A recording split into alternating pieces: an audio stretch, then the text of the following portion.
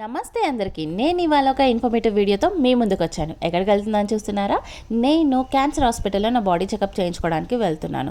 Mammography and Pap smear అందులో చాలా important.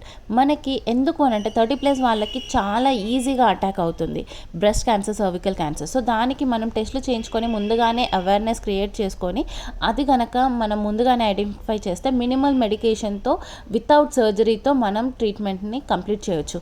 But after later స్టేజెస్లో మనం ఐడెంటిఫై చేస్తే ప్రాణాలకి ముప్పు and surgery, chemotherapy, radiations and మళ్ళీ రాకుండా మెడిసిన్స్ తీసుకోవాలి. చాలా కాస్ట్లీయెస్ట్ ట్రీట్మెంట్ అవుతుంది. అండ్ హెయిర్ లాస్ ఉంటుంది, మన బాడీ వెయిట్ లాస్ ఉంటుంది, చాలా రకాల మనకి సైడ్ ఎఫెక్ట్స్ ఉంటాయి అండ్ మనకి అంత ఎనర్జీ కూడా ఉండదు.